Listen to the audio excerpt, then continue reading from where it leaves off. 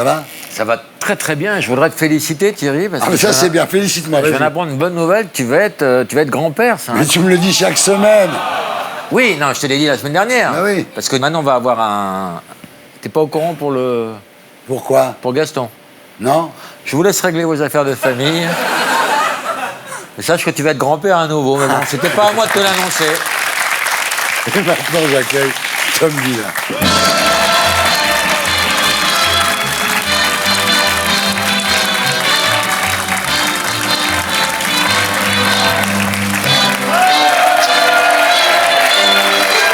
Ça va? Ça va Thierry, tout va bien?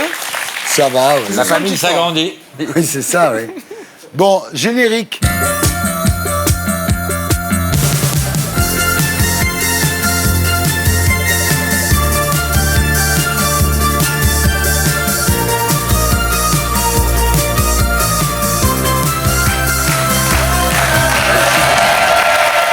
On commence par flashback. Bah oui. Chaque fois maintenant, hein. Oui, bah on regarde ce qui s'est passé la semaine dernière. Flashback.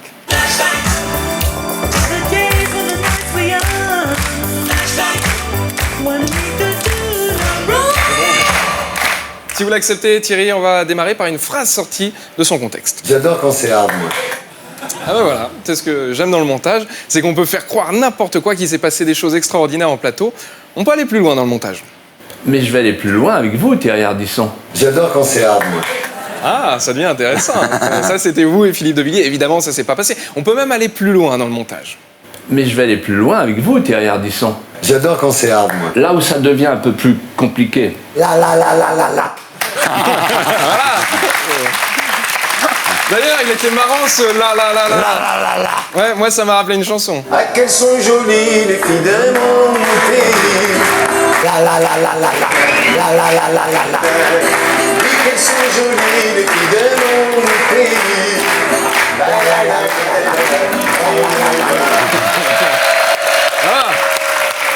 Enrico, qui vient demain.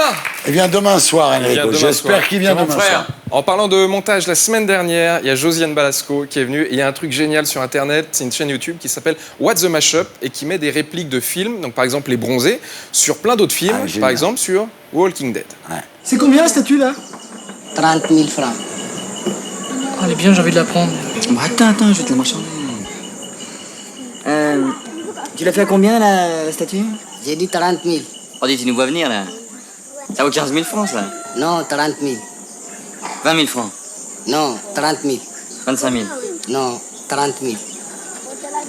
Allez, 27 000 avec le tam-tam. Non, fais-moi 30 000. Bon, allez, laisse tomber. Fais-lui ses 30 000. C'est un con. C'est génial. Et ça, vous lui avez passé. Et je me suis dit, mais Les Bronzés, c'est universel. Et moi, j'adore Jean-Claude Duss. Et peut-être que dans l'équipe, il y a un Jean-Claude Duss qui est caché parmi nous. Et du coup, j'ai fait un petit montage.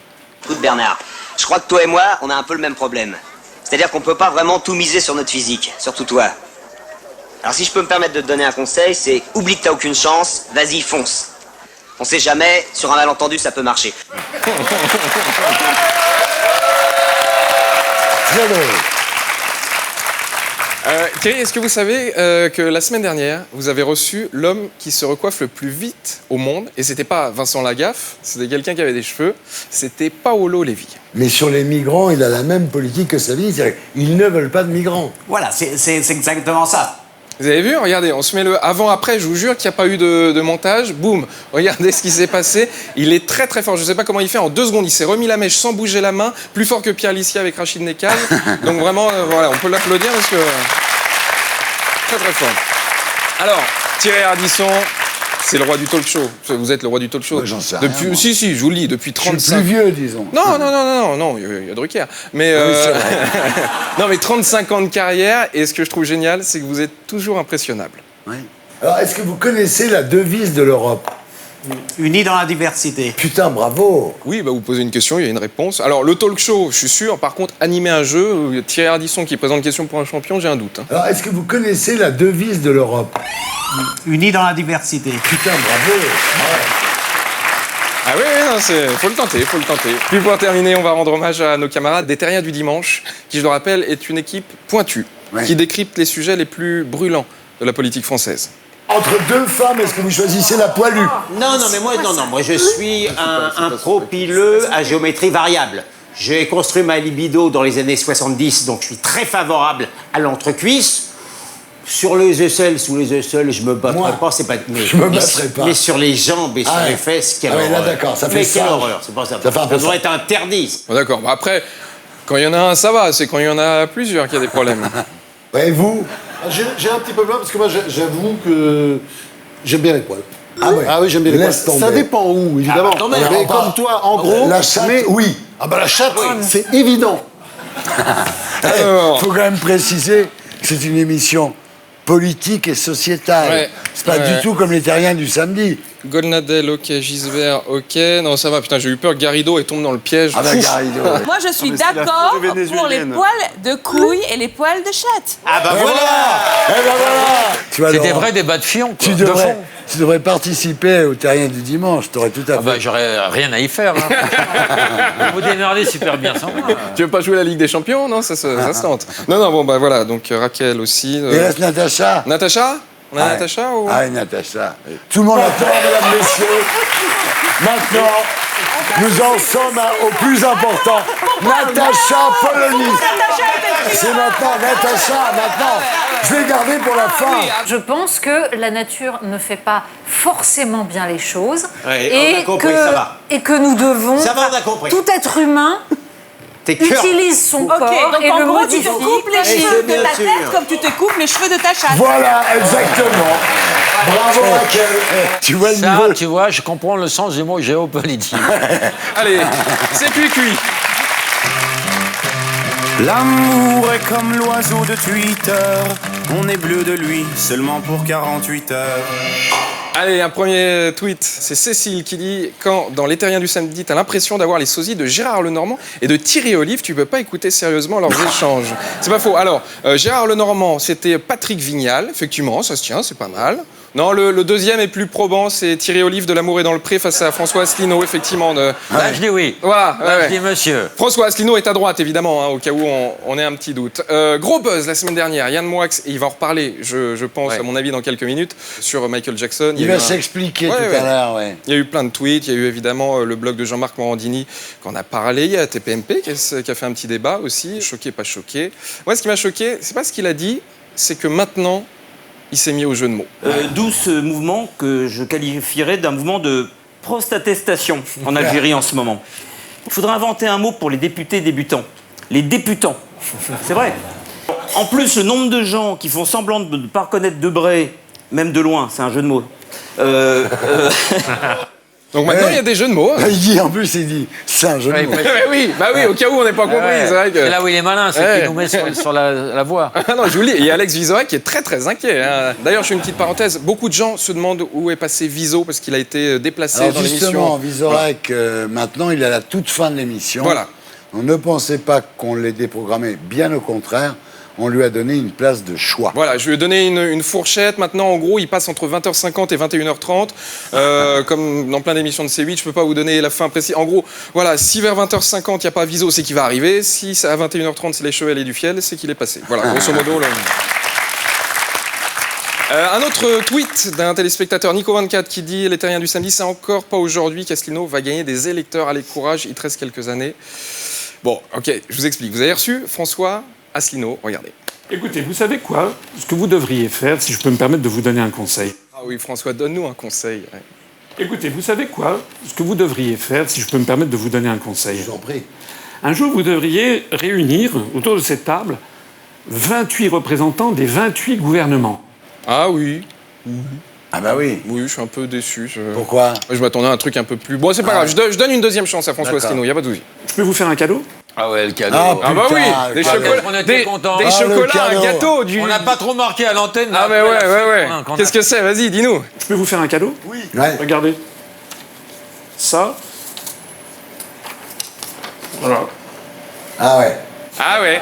Ouais. Ah oui, Il est beau ton ah ouais, il est beau. Ah ouais. C'est Asselineau. Ah ouais. À la limite, je le dis pour les prochains invités, vous emmerdez pas avec les cadeaux, on n'est pas assez à vous, vraiment. Pas de... Non mais, je dis ça... Non mais ça, à la limite, on pourrait se dire c'est facile de ma part, c'est vrai. Écoutez, vous savez quoi? Ce que vous devriez faire, si je peux me permettre de vous donner un conseil. c'est de ne pas ramener de cadeaux. Je pense que c'est ça le... Alors, vous connaissez l'adage, quand tu montes au cocotier, assure-toi d'avoir les fesses propres, sinon c'est risqué. Voilà. Mais François Asselineau, il est venu avec des munitions, parce que lui, quand on lui sort un truc, boum, il a de quoi répondre en 2 secondes. Quoi. Il me traite de populiste. Moi, je voudrais montrer ça. Macron, le 22 novembre 2018, nous sommes les vrais populistes. Alors, ce qui est ballot, Il avait bossé. Hein. c'est que j'ai retrouvé l'article qui cite, et il dit que Macron a dit « nous sommes les vrais populistes ». Sauf que dans l'article, Macron a dit « nous sommes 2 vrais populistes ». Ce qui n'est pas tout à fait la même chose. Je suis désolé, hein, mais 2 et les, c'est pas par exemple « nous sommes 2 vrais Français », ça veut dire qu'on est 2 vrais Français parmi d'autres vrais Français. Par contre, nous sommes les vrais Français, ça fait un peu réunion du Ku Klux Klan. Mais heureusement, il a quand même une théorie sur les fake news, François Asselineau, regardez. Et donc tous les médias disent la même chose. C'est dans ce climat qu'apparaissent les fake news, en tout cas les rumeurs. Et donc légiférer, c'est évidemment extrêmement inquiétant, parce que ça veut dire que M. Macron va instaurer un ministère de la vérité, c'est ça? Alors ici, il y a quelqu'un qui ferait mieux de se taire, c'est M. Macron lui-même. Oui, bah à ce moment-là, faites de même, comme ça vous serez 2 et vous jouez au roi du silence. Il n'y a pas de... Voilà, vous emmerdez pas. Alors, je vous rassure, je ne suis pas pro-Macron non plus. D'ailleurs, quand il y en a pour un, il y en a pour 2. En face de François Asselineau, il y avait Patrick Vignal, qui lui est de La République En Marche. Et ce monsieur, il a eu un petit souci de Becherel, oui, c'est ça. Et je me suis fait réélire parce que je suis allé au charbon.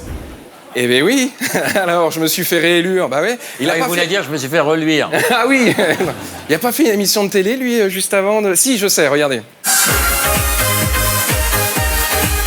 Et je me suis fait réélire parce que je suis allé au charbon. Alors, vous allez me trouver taquin et vous allez dire oui, mais c'est facile, sa langue a fourché. Sauf que, pas qu'elle a fourché, elle était en RTT. Parce qu'à un moment, pas qu'il a avalé les mots, il les a gobés. Maintenant, on peut avoir une majorité qualifiée au Parlement romain qui peut voter. Ah oui, là, j'ai pas tous les mots, là, on va pas se mentir. C'est soit sa langue, ou alors peut-être que c'est le mec du son qui a merdé. Bonjour Thierry, maintenant on peut avoir une majorité qualifiée au Parlement romain qui peut voter la hongrienne. Mais bien sûr qu'on espérons-le. Espérons-le. Paolo, on vous a pas entendu, Paolo, alors. C'est la mafia, ça. Je m'excuse. Bon. À la semaine prochaine. Et voilà, on se retrouve après la pub pour l'Hardiview avec Marcel Ruffo. À tout de suite. Salut les terriens du samedi. Avec nous ce soir, ça fait 14 ans qu'elle n'est pas venue me voir, alors que moi je l'aime comme un fou, comme un soldat, comme une star de cinéma, Lara Fabian.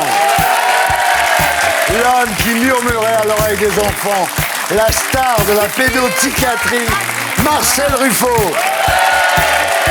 Il est le dernier grand couturier vivant et il est en pleine forme, Jean-Paul Gaultier. L'homme qui fait crac-crac une fois par mois sur Canal, Monsieur Poulpe. Et aussi les Moix d'Or, les infos de Bizot et Laurent Mabie. 7 milliards de terriens. Et c'est lui que j'ai choisi pour l'Hardiview. J'appelle Marcel Ruffo.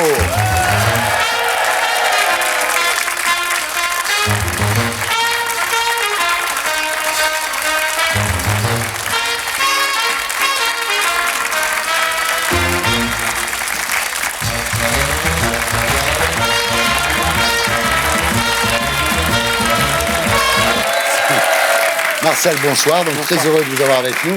Avant de passer à l'Hardiview, le magnéto de Blacko, Serge. 1944, Marcel Ruffo naît à Toulon. J'habitais là-haut. J'ai d'abord habité au 3e là-haut et au 3e ici. Mes parents ont fait un voyage de 15-20 et c'était un melting pot incroyable. Il est le fils unique d'un couple d'émigrés italiens qui vendent des fruits et légumes sur les marchés.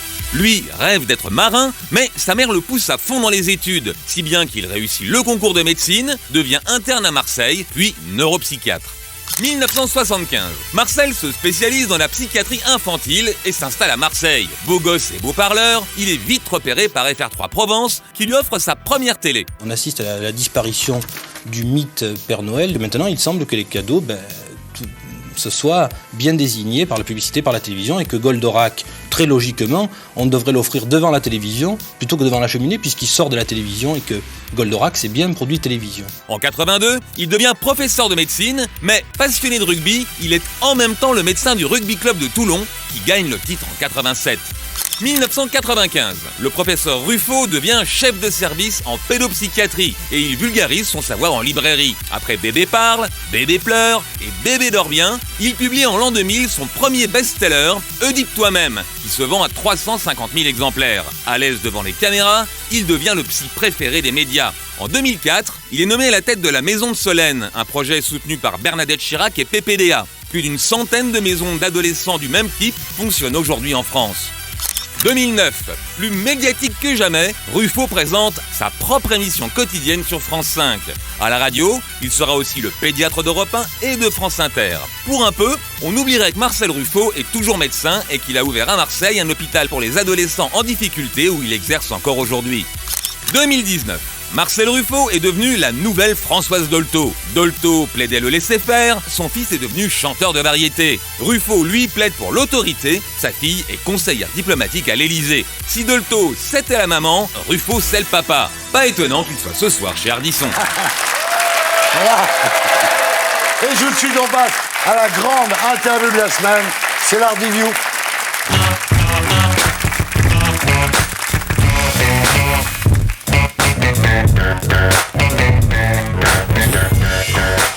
Alors Marcel Ruffo, rebonsoir. Vous n'aimez pas beaucoup le terme de pédopsie. Vous préférez docteur des soucis. Oui, psychiatre, ça fait peur, quoi. Oui. Et docteur des soucis, c'est ce que disaient les enfants. Quand je leur demande pourquoi tu viens me voir, ils me disent parce que j'ai des soucis. Donc voilà, docteur des soucis. Alors, votre boulot, ça consiste à aider les parents à élever leurs enfants avant qu'ils aient envie de les vendre sur le bon coin.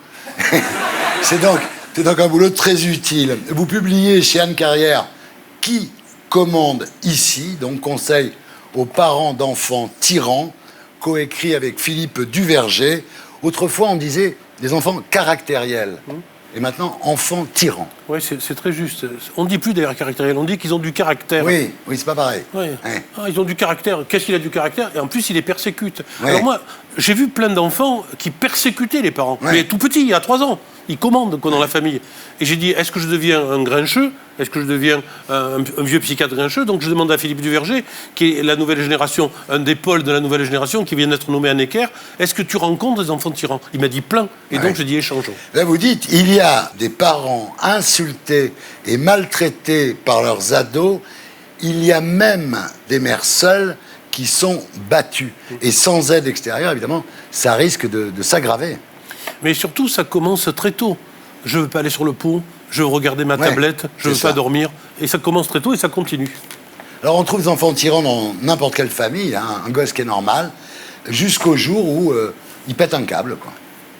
Jusqu'au jour où les parents n'en peuvent plus, quoi. Et c'est d'ailleurs là qu'il faut qu'ils consultent, parce qu'on n'en peut plus, il faut un tiers. Et c'est ça les pédopsychiatres. C'est ça.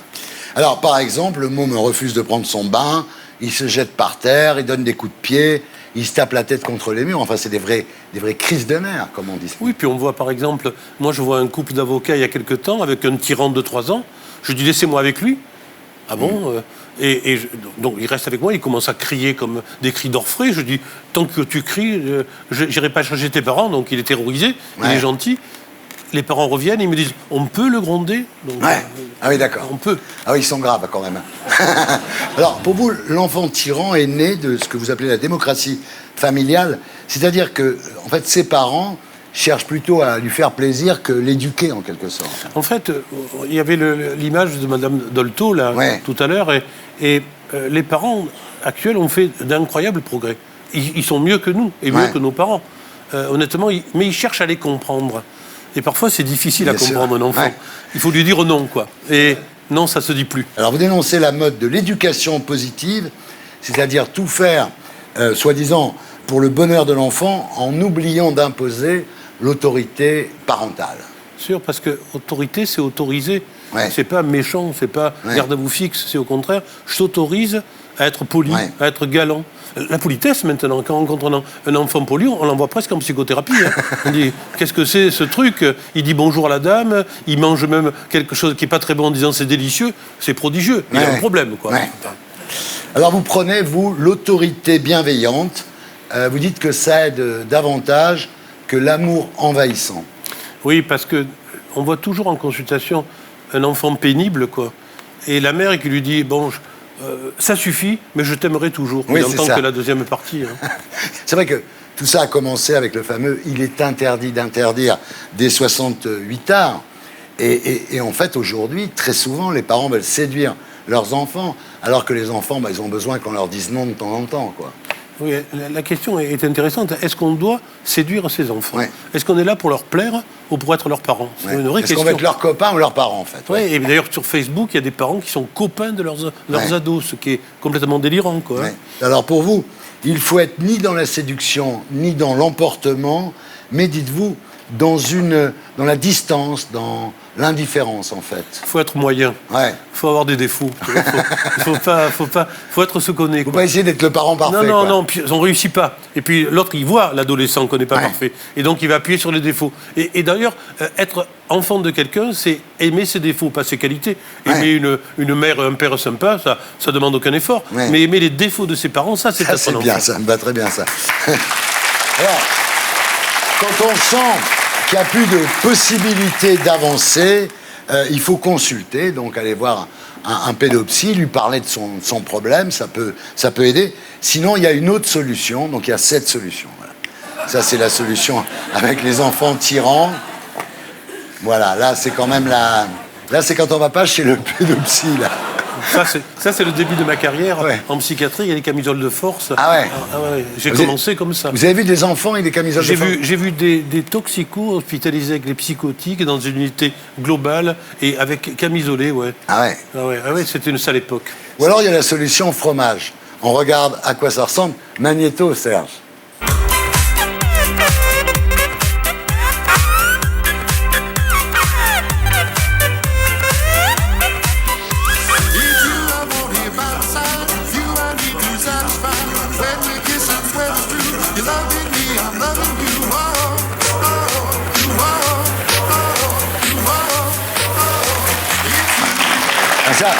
C'est un truc qui s'appelle le Cheese Challenge. Alors, c'est intéressant parce que lorsque les parents viennent nous consulter, ce qu'ils perçoivent, qui est très culpabilisant, c'est qu'ils rejettent leur enfant. Finalement, ce qu'on voit là, de manière ludique, ils finissent par ne plus aimer l'enfant qui les tyrannise. Et c'est ça le danger. Le danger, c'est que pas reconnaître la souffrance de l'enfant et créer une souffrance commune. Alors l'autre solution, c'est d'assommer les enfants tyrans avec votre livre, donc. Qui commande ici conseil aux parents d'enfants tyrans chez Anne Carrière. En fait, si votre enfant tyran ne vous interdit pas de l'acheter. Alors, ce qu'il faut dire, c'est que Brigitte Macron a acheté le livre de Marcel Ruffo, pour mieux gérer les crises de colère et les petites phrases d'Emmanuel. Je crois que ça peut nous changer.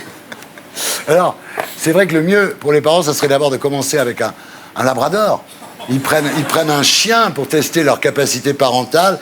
Et si au bout de 15 jours, le labrador dort dans le lit conjugal et le mari se retrouve sur le canapé, il vaut mieux pas avoir d'enfant parce que ça sera un enfant tyran. Fais pas ci, fais pas ça, viens ici, mets-toi là. Attention, prends pas froid, sinon gare à toi. Mange ta soupe, allez, brosse-toi les dents. Touche pas ça, fais dodo, dis papa, dis ma. Ça, c'est comme... Moi, j'étais élevé comme ça. Hein. Fais pas ci, fais pas ça. Hein. Mais bon. Moi aussi. Bah ouais. Finalement, on s'en est sorti, hein. Ben, on a guéri, Ouais, c'est ça, on a guéri. Très bonne. Très bonne phrase. Alors, revenons aux choses sérieuses, Marcel Ruffo. Au moins 2500 enfants de combattants étrangers vivent dans des camps en Syrie et en Irak, dont 70 Français. 7 Français sur 10 pensent que ces enfants doivent rester là-bas. 7 Français sur 10 ont tort. Il y a d'abord le premier point, c'est le vieux mythe « je punirai le fruit de tes entrailles ». Ça, c'est le premier truc. La deuxième chose, c'est que la prévention, c'est de les faire revenir pour les accompagner. Sinon, ils deviendront dangereux s'ils sont abandonnés dans des camps. Et la troisième raison, c'est quand ils ont la chance d'avoir des grands-parents, quelle rédemption pour les grands-parents de se refaire une santé affective avec les petits-enfants, d'enfants qui ont déliré, qui sont partis combattre pour des manières loufoques et délirantes. Donc vous pensez qu'en France, ces enfants peuvent se reconstruire psychologiquement? J'en suis sûr même. D'accord. À condition qu'on accompagne le travail des grands-parents ou des oncles ou des familles d'accueil qui vont les accueillir. Mais je veux dire que vraiment, un État comme le nôtre, discuter de 70 enfants, ça paraît d'un égoïsme ahurissant. Quoi. Donc, pour moi, il n'y a même pas à hésiter. Il faut que demain, ils rentrent, ces enfants.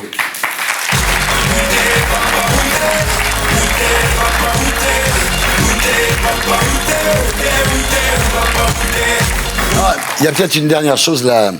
J'en parlais à ma femme, j'y repense, c'est la question Colombo.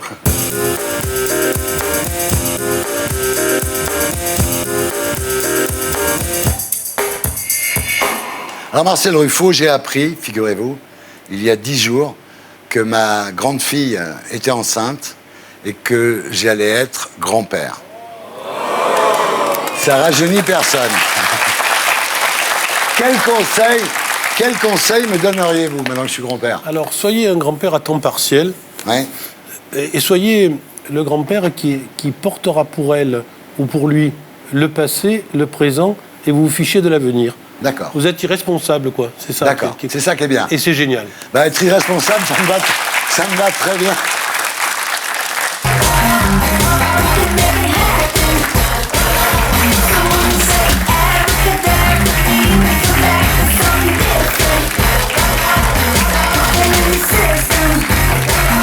Et maintenant, Marcel Ruffo, vous allez me répondre très simplement, par oui ou par non. On va faire une interview, les conseils pratiques du docteur Ruffo.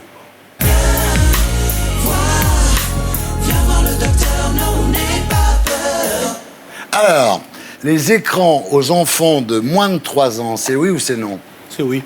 C'est oui. À condition qu'on regarde avec eux les dessins animés. Les téléphones portables aux enfants de moins de 12 ans, c'est oui ou c'est non? C'est oui. Vous êtes vachement libéral, finalement. Acheter aux enfants le DVD des Tuches 3, c'est oui ou c'est non? Je m'en fous. D'accord. Leur acheter le nouvel album de M. Pokora, ça c'est non? C'est non. C'est non. Ah, leur donner une cuillère d'huile de foie de morue tous les jours. Ah. Non. Oui. Ah oui. Par méchanceté. Par méchanceté. Moi, je trouve que ça les habitue à ce que la vie n'est pas un jardin de roses, comme ça, ils s'en rendent compte tout de suite. Leur dire que le Père Noël a été inventé par Coca-Cola, c'est oui ou c'est non? Oh, c'est non. C'est non. Les priver de Nutella parce que c'est bourré d'huile de palme. C'est bien le Nutella. C'est bien le Nutella. C'est bien parce que ils ont fait, Ferrero a fait à Albin un établissement pour leurs anciens ouvriers, 800 yens par jour, une crèche et une maternelle fabuleuse, géniale, où sont aussi intégrés les enfants handicapés d'Albin. Ah oui, c'est bien. Alors vive Nutella. Ouais. Les gifler quand ils hurlent dans le train depuis 4 heures. Non, quand on tape sur un enfant, c'est on perd sa force et son assurance. Ouais. C'est toujours l'agressivité, en fait, la violence, c'est une absence de réflexion. Ouais. Donc si on est couillon, on gifle. Ouais. L'indifférence, ça fait plus mal que la gifle. Parce que quand il te dit, même pas mal, là on a envie de le tuer après. Ouais. Les habituer à ne plus manger de viande. Non, il faut manger de la viande. Il faut manger de la viande quand même. Leur mettre une petite fessée de temps en temps. Quand ils traversent la route, alors qu'on leur a pas dit de traverser, qu'on a craqué. Ouais. Après, on dit, j'espère que tu traverseras plus, quoi. Ouais. Mais dans la loi contre la fessée, ce qui a été intéressant, c'est aussi l'ajout de attention aux sévices psychiques. Ouais. Quand on dit à un enfant, t'es nul, t'es pas l'enfant que j'aurais voulu avoir, c'est plus grave qu'une tape sur les fesses. Bien sûr. Se balader tout nu devant ses enfants. Non. Non, parce que... Non et non. Parce que la pudeur, chez l'enfant qui apparaît vers 5-6 ans, c'est le début de l'autonomie. C'est-à-dire, je ne veux plus prendre le bain avec toi, je vais être seul au cabinet. Ouais. Donc, non, à part les naturistes, que je respecte de l'île du Levant, on ne se balade pas nu. Donc mon père avait raison. Leur faire ranger leur chambre tous les jours. Non, la tornade blanche, on s'en fout. Ah bon. Il faut qu'ils mettent du désordre. C'est thérapeutique, le désordre. Alors moi, je les obligeais à ranger, mes mômes. Eh ben, la plus pauvre. Oui, mais j'y suis pas arrivé. Donc à un moment, j'ai déclaré que certaines pièces de la maison, j'appelais ça les zones tribales. Oui. Leur offrir des cadeaux en dehors de leur anniversaire ou de Noël. il y a une inflation là-dessus et je trouve que trop de cadeaux détruit le cadeau. Non, je serais plutôt circonspect. C'est vrai qu'ils ont des cadeaux tout le temps, les mômes. Sans arrêt. Moi, quand j'étais petit, j'avais un cadeau, j'étais super content. Et mon père avait une orange comme cadeau de Noël. Ah, voilà. Leur raconter quelques blagues racistes pour leur montrer qu'on peut rire de tout. Ils sont beaucoup moins racistes qu'avant, les enfants. La mixité sociale et des origines les rend beaucoup moins bêtes que ce qu'on a été. Vous avez raison là aussi, c'est vrai. Je m'en suis aperçu avec les miens aussi, oui. Les aider à fumer leur premier joint. De toute façon, ils fument tous. Alors, je veux dire qu'il y a deux types de joints. Il y a le joint festif qui est presque un rite initiatique, et puis le joint quand on va mal, qui est en fait une addiction pour guérir de l'anxiété. Donc le joint qui guérit l'anxiété, on consulte. Le joint festif, on voit bien que quand il dort l'hiver avec la fenêtre ouverte, c'est qu'il a fumé un joint. Sinon, ils ont froid. Les obliger à finir leur assiette d'endives. Moi, je dis tout de suite, je suis parti de chez moi pour plus bouffer d'endives. J'avais 16 ans. Non, mais ça, en général, les pères gourmands finissent toujours les assiettes. Donc, d'accord. Alors, je vais vous dire un truc qui m'est arrivé. Quand je finissais pas ma soupe, ma mère me l'a donnée le lendemain matin. C'est une bonne idée, ça? Non. Non, d'accord. Tu vois, maman. Marcel Ruffo, merci d'avoir été avec nous. On se retrouve après la pub pour les terriens du samedi. À tout de suite.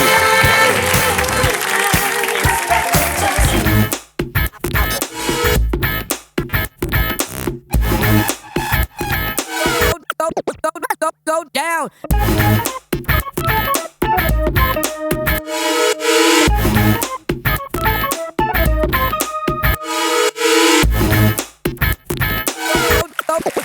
Salut les terriens du samedi.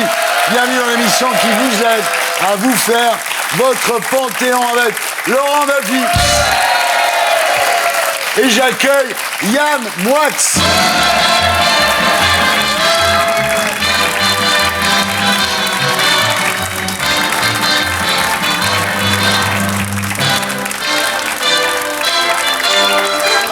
Ça va Yann? Alors, il ne pouvait pas être pédophile car il était un enfant lui-même. Alors ce que je tiens à dire d'abord, c'est que Yann Moix n'est pas un chroniqueur, c'est un écrivain, c'est pas du tout la même chose, et il dit absolument ce qu'il veut. Et j'ai eu une journaliste qui m'a dit « Pourquoi vous l'avez pas coupé au montage ?» J'ai dit « Mais attendez, vous êtes pré-fasciste, vous voulez qu'on coupe les gens, vous appelez la censure. Nous on s'est battus contre la censure du général de Gaulle, et vous voulez de la censure. C'est inadmissible, ça. » On voit toujours aussi à quel point les journalistes, viscéralement, haïssent les écrivains.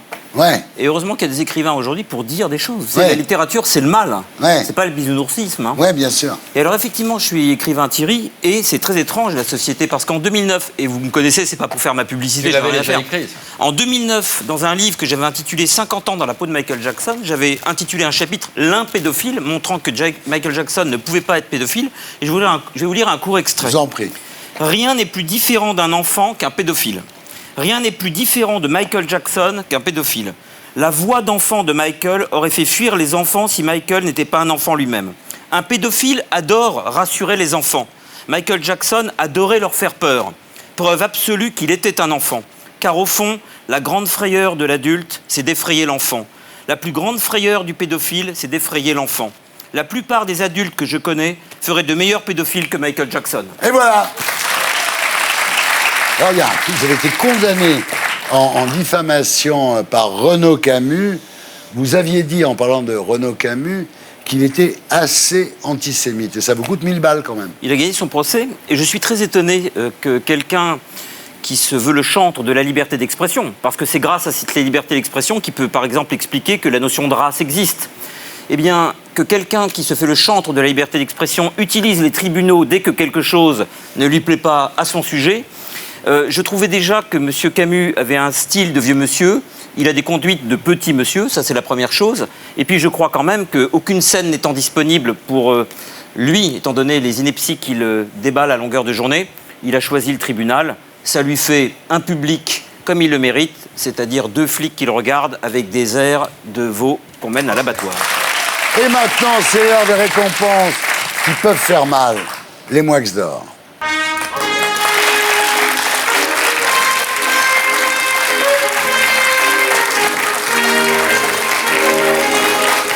Alors Yann, avant de passer au Moix d'or, je voulais dire un mot de Nasrin Sotoudeh. Nasrin Sotoudeh est une avocate iranienne qui va faire 33 ans de prison et qui va prendre 148 coups de fouet pour être entrée dans un tribunal sans son voile et qui défend la cause des femmes en Iran. Et parfois, l'humour ne sert à rien. En l'occurrence, il ne servira à rien. Je voulais, à ma modeste place, implorer la grâce du gouvernement iranien et sa pitié, parce qu'elle aura sans doute le prix Nobel, mais dans quel état? Ouais. Bon, on commence avec les Moix d'or, avec Ingrid Levavasseur. Oui, Ingrid Levavasseur, c'est la gilet jaune qui a renoncé à se présenter aux européennes, de faire une liste et plus rien. Tous les gilets jaunes renoncent. Alors il faudrait peut-être, Thierry, inventer le gilet jaune gonflable pour tous ces dégonflés. Virginie Calmels. Alors, Virginie Calmels, elle a renoncé à sa carrière politique. Il faut savoir qu'elle est rentrée en carrière politique en 2014. C'est comme si Mitterrand avait arrêté la sienne en 1947 ou si Sarkozy avait arrêté sa carrière politique en 1978, pour vous donner un Elle a ordre démarré avec grandeur. Juppé. Oui. Donc elle retourne dans le privé et comme disait Salvador Dali de Paul Éluard, tant d'arrivisme pour si peu d'arrivage. Nicolas Hulot. Nicolas Hulot a renoncé à tout effort quand il était ministre. C'est-à-dire qu'on a appris là récemment dans un livre intitulé « Les péchés capitaux de la politique » d'Olivier Beaumont, chez Flammarion, que Nicolas Hulot, qu'on aime bien par ailleurs, ne s'est jamais rendu, paraît-il, à la moindre rencontre avec des parlementaires. Il n'est jamais allé aux séances de nuit de l'Assemblée nationale. Il n'a jamais mis les pieds, paraît-il, ni à Bruxelles, ni à Strasbourg. Alors, c'est vrai qu'en cela, il a peu pollué dans les déplacements, on ne l'a pas vu. Donc, Très bon bilan carbone. Oui, c'est peut-être pour ça d'ailleurs. Donc, selon lui, il y a urgence à agir pour la planète, mais ça serait peut-être quand même bien qu'il sorte du pieu de temps en temps. C'est pas le climat qui se réchauffe, c'est sa couette. Et comme disait Jean-Yann, à la moindre difficulté, j'arrête tout. Très bien. Alors, Gaspard Gantler. Alors, lui, c'était le conseiller de François Hollande à la grande époque. Ah oui, enfin, à la grande époque. Tout ce qui a touché François Hollande est petit, à la petite époque. Parce que déjà, la petitesse, pour lui, c'est forme de grandeur. Gaspard Gantler me fascine, lui. Alors, lui, il a renoncé à toute crédibilité. C'est-à-dire qu'il veut être maire de Paris. Et ces deux mesures phares, il a dû travailler pendant des mois pour cela. C'est 1, supprimer le périph' à Paris d'ici 15 ans. Et 2, de créer 10 000 places de crèche gratuites. Alors, comme disait Sioran, à la place du cerveau, on a la sensation d'une steppe. Gaspard Gantler est un intrigant, un cynique, un ambitieux. Gaspard Gantler n'était peut-être fait que pour une chose, conseiller le président Hollande. C'est vrai que c'est un destin ingrat, mais enfin, ce fut le sien. Alors, on sait désormais que sa dimension n'est ni nationale, ni municipale. En fait, sa dimension, Thierry, se confond avec la seule fonction qui lui sied, elle est domestique. Ah là là. Disney. Pourquoi Disney? Alors, Disney a renoncé à toute magie parce qu'aujourd'hui, tous les dessins animés qu'on a connus à notre époque sont adaptés en prise réelle. Ils transforment tous les dessins animés en films. Il y a eu le livre de la jungle, maintenant c'est Aladdin, avec Will Smith en génie qui sort de la lampe. Ouais. Alors, ce virage, à mon avis, n'est pas complètement innocent. C'est-à-dire qu'avant, on voulait échapper à la réalité par le dessin animé. Aujourd'hui, le dessin animé devient réalité, et ça rejoint vos théories, Thierry, que nous vivons dans un monde totalement disneylandisé. Un monde bisounoursisé, qui n'est pas pour ça un monde très agréable à vivre, parce que c'est un monde qui est censuré, qui est aseptisé, qui est décharné, qui est castré. Un monde bisounoursien. Un monde qu'on veut priver de périph', par exemple. Un monde qu'on veut remplir de crèches gratuites. Un monde où 150 mots de vocabulaire suffisent pour dire la complexité du réel. Un monde surtout, un monde disneylandisé surtout, où l'homme le plus puissant de l'univers s'appelle Donald. Ah oui, bien. Alors le Brésilien Jair Bolsonaro. Alors lui, il a renoncé à toute décence parce qu'il a retweeté la vidéo d'un homme urinant sur un autre lors du carnaval de Rio. Alors je sais que vous allez bientôt aller au carnaval de Rio, il faut savoir mon que rêve. Tout le monde pisse sur tout le monde, c'est vrai. Ah, tout le monde boit, chouette. tout le monde pisse, tout le monde fornique. Donc il voulait, ce faisant, critiquer le carnaval. Alors il a en outre tweeté un « Qu'est-ce qu'une golden shower ?» pour reparler de la vidéo. Alors, je ne sais vraiment pas exactement quoi lui répondre à ce sujet, mais s'il veut voir les effets d'une telle douche, il pourra contempler la texture capillaire de son mentor, Donald Trump. Ouais.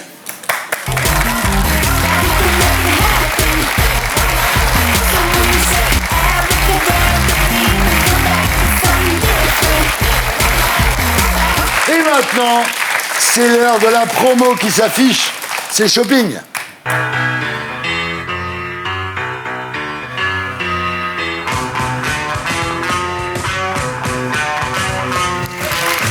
Et j'accueille Jean-Paul Gaultier, Lara Fabian et Monsieur Poulpe.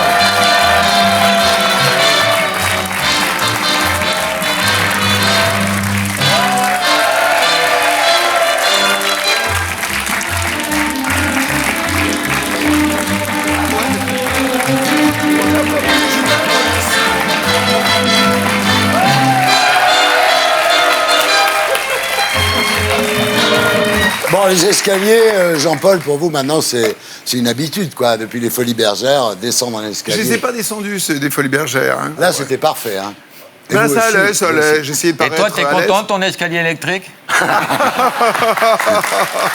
Je remercie la marque Stana de l'escalier qui... Audica? Oh, quoi? Stana Audica, mes deux nouveaux amis. Bonsoir à tous les trois. Alors, on commence honneur aux femmes avec vous. Lara Fabian, bonsoir. Bonsoir. Très heureux de vous revoir. Merci. Ça va mieux? Beaucoup mieux. Et vous? J'explique à nos amis téléspectateurs, il y a quelques semaines, vous aviez annulé votre venue dans cette émission parce que vous étiez grippée, Lara. Oui. Ça va là? Ça va mieux. Vous n'êtes pas contagieuse parce que non. Laurent, il est flippé de la grippe. Non, elle était sévère, c'est vrai. Donc, ça va mieux? Merci beaucoup. Oui. Alors j'étais d'autant plus déçu que ça faisait 14 ans. 14 ans, vous n'êtes pas venu dans une de mes émissions. La dernière fois, c'était en 2005, dans Tout le monde en parle. Et Laurent n'avait pas été hyper gentil. Ah bon? Je suis carrément méchant, jamais content. Non, ça c'est Goldnadel. Non, Magnéto, Serge. Lolo, je trouve que tu as été un peu méchant avec moi. C'est vrai? Alors, vous n'avez pas changé en 14 ans, et je dirais pas ça de tout le monde, hein? Voilà. Elle se droguait à l'époque. Elle ferait plus ça maintenant. Non, non. Ah, si. Incroyable. Alors, faut dire qu'à l'époque, Lara, c'est vrai, vous étiez un petit peu à fleur de peau. Vous aviez d'ailleurs déclaré, j'ai longtemps été très premier degré. Je réagissais mal à la moindre vanne. Aujourd'hui, vous en foutez complètement. Vous avez vu ton Réponds, connasse. Alors, non, ça va, ça va. Mais je vais te coller une baffe. on va essayer, voir comment vous réagissez. Allez. Dites-moi, Lara Fabian, à force de chanter trop fort, vous êtes devenue sourde? On a cru que c'était ça, Et finalement. vous le prenez bien, voilà. Alors, Lara Fabian, vous serez à l'Olympia les 24 et 25 mars 2020. Vous allez voir qui? Ouais, elle prend très bien les vannes, maintenant. Mais tu peux traduire. Je t'aime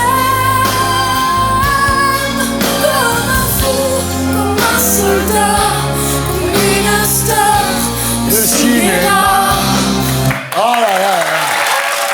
Alors, elle est belle cette chanson. Nous allons parler de votre nouvel album Ma Papillon. fille vient de faire un compliment. Ouais. Je voudrais juste... parce que quand même... Non, cette chanson, c'est de qui? Oui, je m'en demande. Qui a écrit ça, sérieux? Moi. C'est vachement bien, fait y vachement penser. Allez, enfin, Et c'est quoi le titre? C'est un mot d'amour qui, à mon avis, t'échappe, chérie. Et voilà. Alors Lara, vous nous parlerez de votre nouvel album qui s'appelle Papillon, enregistré à Montréal, chez vous, en sous-sol, en pyjama, Oui, c'est vrai. en pantoufles, une tisane à la main. C'est vrai. Aucune hygiène dégueulasse. Mais belle acoustique. Exactement.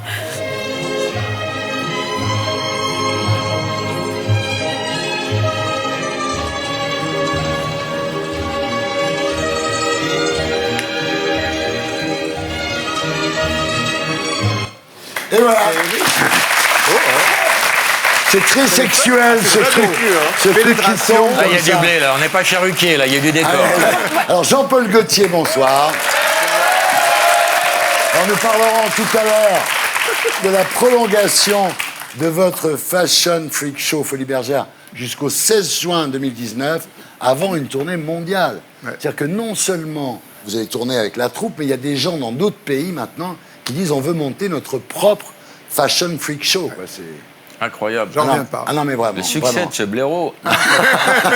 C'est une injustice. Alors, nous parlerons aussi de Rossi de Palma, qui est en guest star dans le show du 21 au 31 mars. Mais là, je voudrais d'abord parler politique. Oh. Ouais. Vous pensez quoi des Gilets jaunes? Je veux dire, sur le plan esthétique, hein. Sur le plan esthétique, c'est plutôt pas mal, ouais. La matière est plutôt intéressante. Alors, c'est la tendance automne-hiver. Est-ce que vous pensez que ça peut continuer printemps-été, le gilet jaune? Je pense qu'il n'y a peut-être pas besoin de saison pour... Ça peut continuer comme ça. Alors, avec une marinière, le gilet jaune, ça va, non? Ça va aussi bien qu'avec un ciré, avec une marinière, non? Ah oui, c'est pas obligé d'être total look, même couleur, monochrome. Non, au contraire, il faut même contraster. Alors, Jean-Paul, j'aimerais vous faire réagir à quelques looks. On regarde.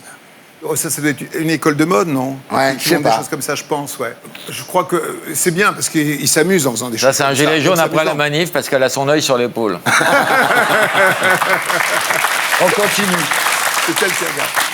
Oh, ça, c'est pas mal, non? Ça, c'est bien. Le mélange, ouais. Ah, et j'aime bien quand même, la poitrine, quand même. Ouais. Hein, bien, avec, en plus de 2 couleurs différentes, c'est pas mal. On continue. Ah bah ça, oui, je crois. C'est Roselyne Bachelot. Exactement.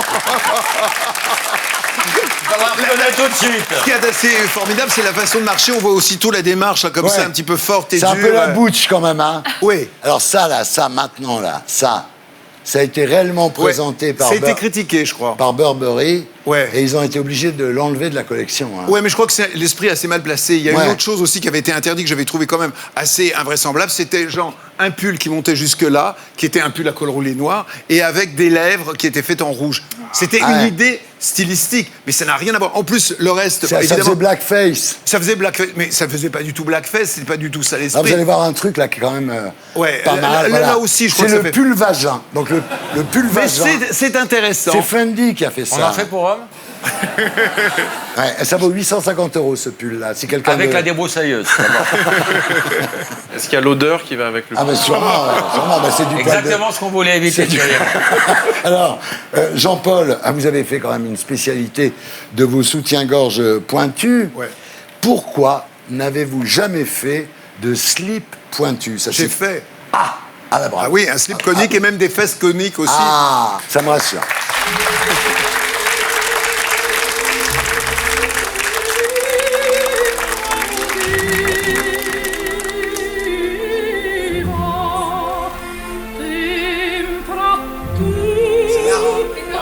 C'est Maria Callas. Tout le monde a reconnu Lara Fabian. Mais non.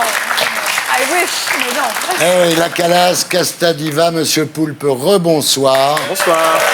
Alors, ce Monsieur Poulpe déploie ses bras tentaculaires sur Canal+.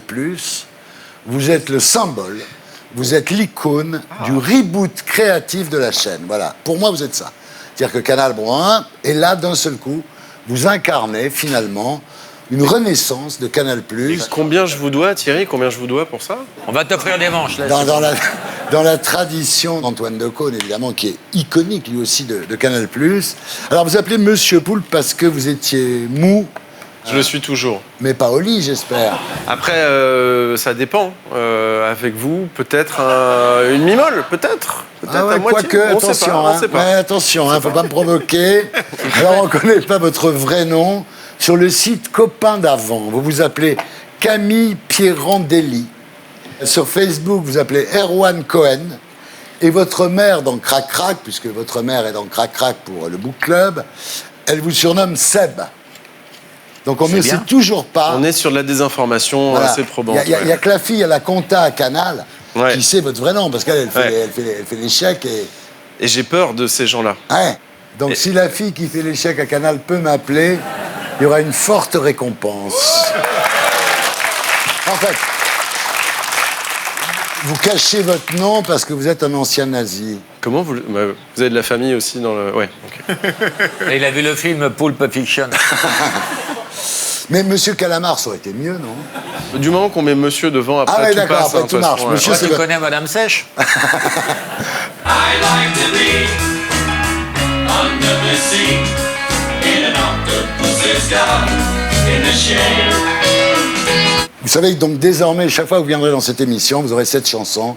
C'est votre jingle, Octopus Garden par les Beatles. C'est pas leur meilleure chanson, mais en tous les cas, elle vous correspond parfaitement, mon cher Monsieur Poulpe. Et on commence par un quiz. Tout le monde joue. En hommage à Monsieur Poulpe, on va faire un quiz ménagerie.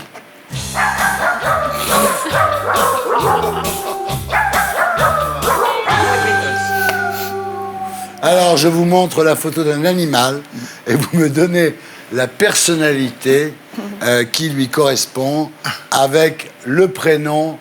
On y va, Serge. J'ai pas compris le jeu.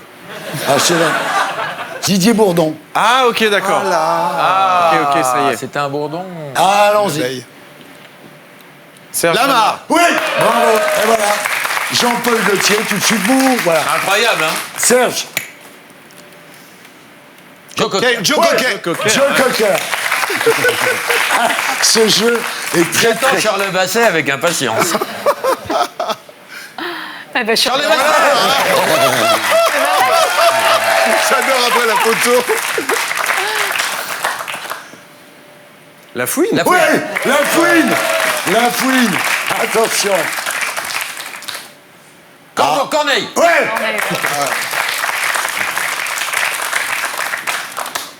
Loi. Michel Jarre. Jean-Michel Jarre. Oui, Ah oui, là là, oui. Bravo. Yves Lecoq. Yves Lecoq. Yves Lecoq. Ça, c'est dur. Là, c'est très, très... Nicolas Poussin. Le peintre. Putain. Oh, Ah, je pensais que personne trouverait. Flamand. Bernard Flamand. Les Flamands. Flavier Flamand. Flavie Flamand. Jean-Paul. Jean-Paul. Bah, c'est normal, hein, c'est plus un animal gay qu'un animal hétéro. hein. Exactement, la couleur, déjà. Ouais, déjà. Ah oui, Moineau. Bernard Loiseau. Non. Non, c'est un... Wistiti. Alors, je vous donne un indice. Chardonneret. C'est une actrice italienne exceptionnelle dans la lignée de Gina Lollobrigida. Claudia Cardinal, c'est un Ouais. cardinal. C'est beau, en plus. C'est beau. Là, c'est très, très dur. Allons-y. Belle photo. Là. Camille Serre. Putain, comment tu sais? Un cerf. Et tu connais Camille Serre? J'ai baisé toutes les mises depuis 74. Miss France 2015. Ah oui, de 74, je remonte. Il y avait aussi Muriel Serre, mais bon, les gens s'en souviennent moins. Attention. Eugène Labiche. Oui. Tu vois, le problème avec Baffy, c'est qu'on ne peut plus faire de jeu, il gagne tout le temps. Attention. Un puits. Attention, ce Franck Leboeuf. Franck Leboeuf. Ouais. Renard, Jean Renard, Marcel Renard, Jules Renard, pardon. Ou Bertrand Renard. Non. Jules Renard. Ou Colette Samantha Renard. Fox. Ah, mais oui, Samantha Renard, voilà. Mais oui. En anglais. Et la dernière, attention, c'est très, très compliqué. Pigalle. Steven Ouais, Seagal. bravo. Et voilà. Alors, qui a gagné? Encore le lot. Non, mais c'est les animaux, C'est là. incroyable. Dès qu'il y a des animaux, Bah ouais. on se retrouve après la pub pour la suite des Terriens du samedi. A tout de suite.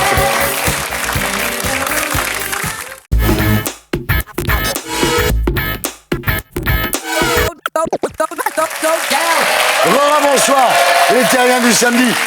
Bienvenue dans l'émission qui vous aide à vous faire votre panthéon en compagnie de Jean-Paul Gaultier.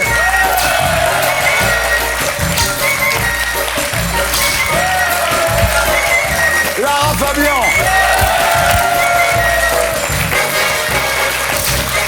Monsieur Poulpe.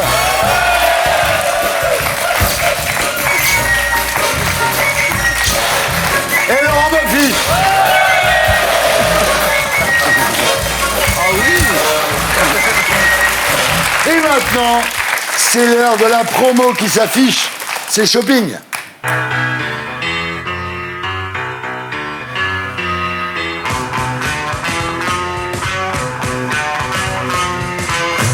Alors Jean-Paul Gaultier, bonsoir.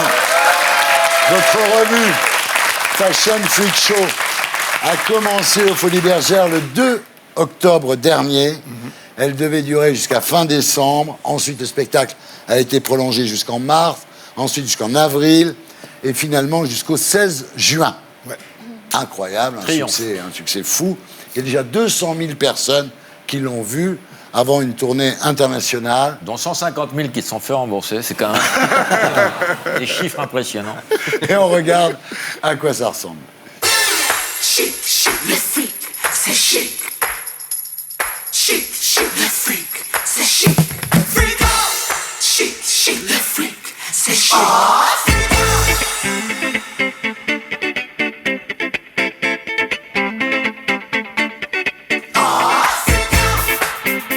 Le freak, c'est chic. Freak out.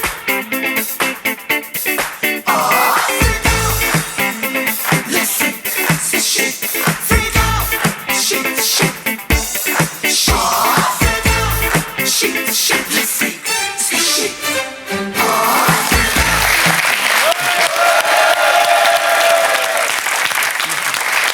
C'est magnifique. Je suis allé. C'est un bonheur, la musique. Nile Rodgers, du groupe Chic, qui a fait la supervision musicale. C'est super. Bravo, bravo Jean-Paul. Vraiment.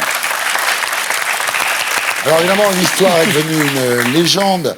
Tout le monde la connaît maintenant. À l'âge de 9 ans, en 1961, vous avez découvert le spectacle des Folies Bergères en noir et blanc chez votre grand-mère. Et vous avez toujours rêvé de monter une revue. C'est fait. Et ce qui est extraordinaire, c'est la mise en abîme. C'est-à-dire que cette revue qu'il avait envie de faire raconte l'histoire d'un petit garçon qui voit une revue et il a envie de la faire. C'est vache kiriesque. Ouais, c'est vache kiriesque, exactement. C'est la mise en abîme intégrale. Alors, il y a eu déjà des guest stars, il y a eu Dita Fontis, il y a eu Iris Mittenard, et maintenant il y a Rossi de Palma. Voilà. On regarde à quoi ça ressemble. Il dit oui à ceux qui aiment, il dit non aux professeurs. Gauthier! Qu'est-ce que vous faites? Encore en train de dessiner? Qu'est-ce que c'est ça, hein? Qu'est-ce que c'est ça, Gauthier? Vous arrêtez de dessiner! Allez! Je vous l'ai dit, vous faites rien de votre vie! Ça, c'est pas bien! Bonjour, monsieur le directeur. Bonjour, Madame Moulin. Regardez ce qu'a fait Gauthier. On est d'accord que c'est pas bien. Ah, si, c'est bien. Ah bon? Tu me feras un dessin, moi aussi, Gauthier. Ah non, c'est pas bien! Ah non, c'est pas bien!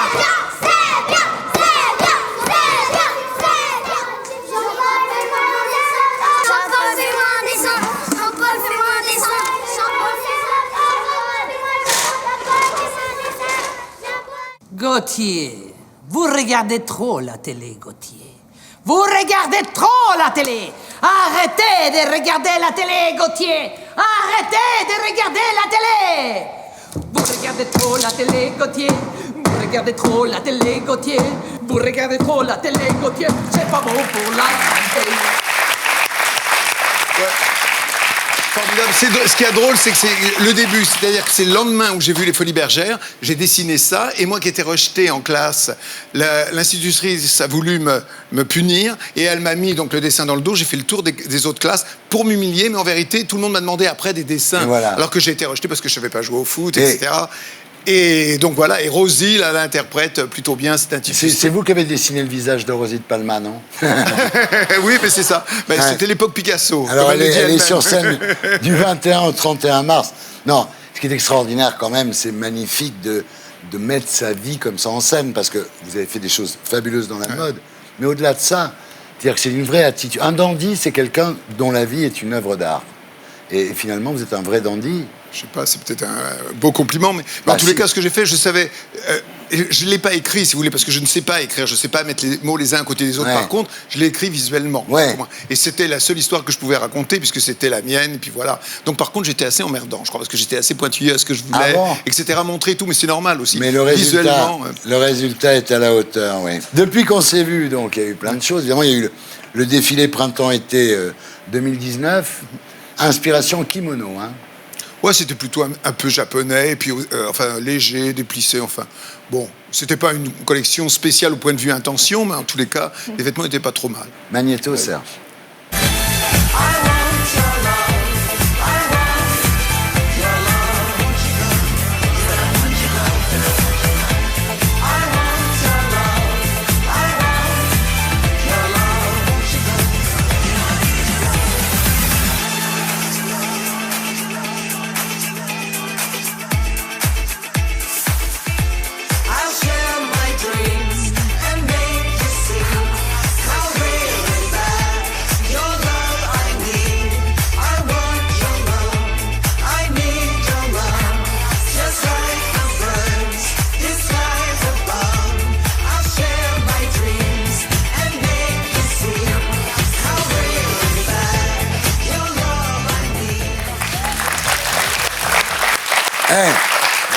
truc qui court derrière.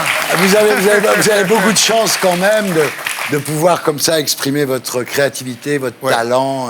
C'est magnifique, quoi. Écoutez, j'ai cette chance-là, en effet, Ouais, et puis vous avez d'avoir beaucoup de été assez chance. libre toute ma carrière. Voilà. Ça, c'est quelque chose d'assez rare et que je souhaite à tout le monde. Ben voilà. Parce qu'en fin de compte, on peut faire ce qu'on veut et puis faire, même à partir de rien, sans argent, arriver C'est à faire des choses. exactement ce qui m'est arrivé à la télévision. On m'a toujours donné de l'argent pour faire tout ce que je voulais. Et c'est très plaisant. Voilà. Alors moi, on m'a donné moins d'argent pour faire ce que tu voulais. C'est une carrière aussi. Tu as fait une très belle carrière, là. Et tu sais, quand on commence à se payer des implants, ça veut dire que le pognon est rentré. Hein. Alors, bon, il y a tout ça, et puis il y a le carnaval de Rio. Ouais. Alors ça m'a scotché. Vous avez travaillé avec ça une artiste brésilienne qui s'appelle Rosa Magalhães, hein, et c'est l'école de samba Portela, et vous avez habillé toute une école de samba. Ouais, c'était formidable parce que voir, ils travaillent pendant toute une année à faire leurs vêtements et toute l'énergie qu'ils mettent, et c'est vraiment plutôt beau et humainement très beau.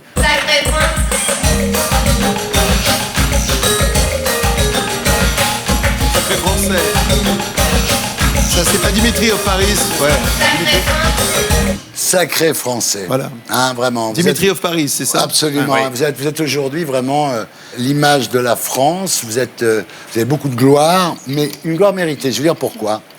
Parce qu'au-delà de la mode, au-delà des fringues, vous avez exprimé des valeurs, comme l'acceptation des différences, par exemple. C'est une valeur que vous avez toujours exprimée dans votre travail, et votre mode a un sens. Tu veux répondre à ça? Beaucoup. Non, que dire à ça? Non. Vas-y, réponds. Bah, c'est simplement que, je sais pas, peut-être c'est grâce à mon parcours, à mes parents et tout, que j'ai pu faire ça et puis voir la mode, parce que c'est vrai qu'on peut s'exprimer par la mode. Parce que tout le monde pense que la mode, c'est quelque chose de ultra superficiel, ce qui est vrai, mais c'est bien le superficiel aussi. Mais ce n'est pas que cela. On peut communiquer, on peut parler, on peut tricher, exactement on peut mentir, on peut au contraire se dévoiler soi-même et communiquer avec les autres. Exactement. Bravo, Jean-Paul. Alors, vous dites, j'ai eu la chance de commencer sans argent, et vous dites aussi, je ne voulais pas bâtir un empire. Il y en a un qui a voulu bâtir un empire, c'est notre ami le Kaiser, Kaiser Karl, qui malheureusement nous a quittés récemment. Lui aussi, c'était un peu comme vous, son métier était sa maîtresse, et il était entièrement dévoué à son travail. Oui. Et vous êtes le dernier, vous, maintenant, grand couturier vivant, Jean-Paul. Ah non, il y a encore M. Cardin, chez qui j'ai commencé. Eh oui. Il a 96 ans, il continue quand même à avoir des activités, c'est assez incroyable. Cardin a été le premier à exporter, à faire des produits à la dérivés. fois homme d'affaires, couturier, il a tout inventé. Créateur, Il a comptable, tout. Pourquoi t'as jamais pensé à faire de parfum? C'est pas un truc que t'as... C'est quelque chose que j'ai en idée un peu vaguement pour le futur. Il va le faire, oui. Est-ce que vous avez fait votre testament? Il faudrait peut-être que j'y pense, quoi. Papier, crayon, Méline. Non, mais... Est-ce que dans votre testament, vous laisserez tout à Linda, votre petite chatte siamoise? Non, pas. Il y a plein de choses à faire, plein de choses à... Vous savez que Karl a beaucoup laissé à Choupette. Je sais. Ouais. On voit Choupette, d'ailleurs, qui est à New York. Choupette est au Carlisle, à New York. Elle est en train de compter. Elle compte ses billets, oui.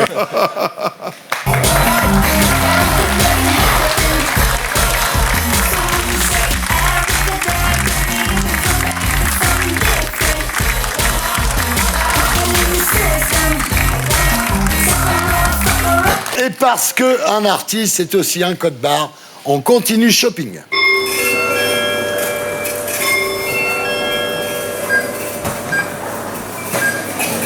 Alors à Fabien, rebonsoir. Alors après 20 millions de disques vendus dans le monde entier, vous faites votre grand retour avec un nouvel album, le 14e, qui s'appelle Papillon. Voilà. En fait, pardon, mais qui pour moi est le meilleur. Deuxième compliment quand même, Bafi. Oui, Même en faire deux compliments. Je sais pas ce qui lui arrive, là, oui. Est-ce dû au fait que je l'ai pas écouté? Voilà. On disait aussi qu'il y avait un truc. D'abord les fleurs et puis le pot. Tu sais. Alors, en fait, donc Papillon, c'était le surnom que vous donnez votre grand-mère, Farfalla, en italien. Et puis, elle vous demandait souvent, comme les papillons, si tu avais 24 heures à vivre, que ferais-tu? Elle prendra un crédit, je pense.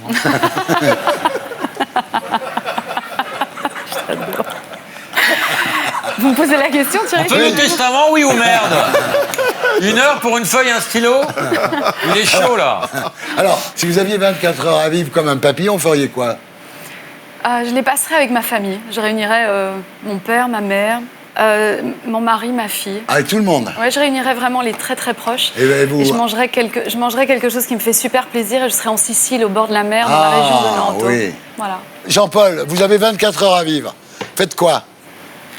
Un testament. Il y a Linda qui attend. Ouais, merde. Oui, peut-être, si c'est pas fait déjà auparavant. Sinon quoi? Manger. Ah ouais. Et vous alors, monsieur Poulpe, qu'est-ce que vous feriez si vous aviez 24 heures à vivre? Le chaos intégral sur Terre, je partirai pas seul.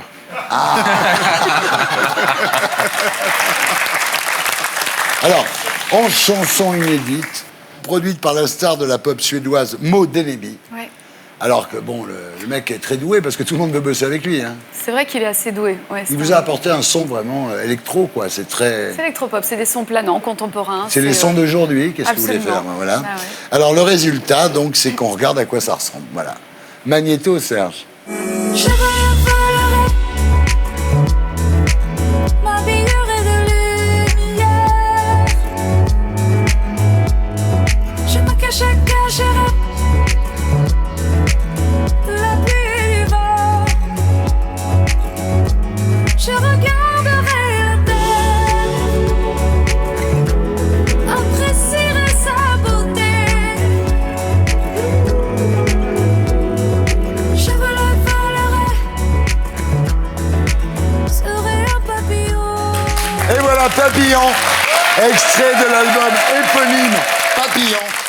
Lara Fabian, j'aime beaucoup. Merci beaucoup. Cet album est le signal d'une tournée mondiale, le 50 World Tour, en anglais, The 50 World Et Tour. tout en région parisienne, ce qui est très novateur. Non, justement, tu vas voir. Pour une tournée mondiale. Tu vas voir. Saluons la Alors, performance. il faut le dire, Lara, vous ne 50. les faites pas, mais vous allez avoir 50 ans. Ouais, j'ai 50 ans. En fait, je suis dans la 50e année. Mais c'est effectivement. dingue. Et pourtant, c'est bien comme ça. Je vais pas dire l'âge de Jean-Paul parce que je suis discret, mais 66. Ça veut rien Ça veut rien dire, Mais ça veut l'âge. rien dire. À mon Ouais. avis, ça veut rien dire, non. T'as un complémentaire ou. T'as quel âge? 38. C'est quoi ton prénom? Fabrice. Oh non, tu m'as eu, tu m'as brisé.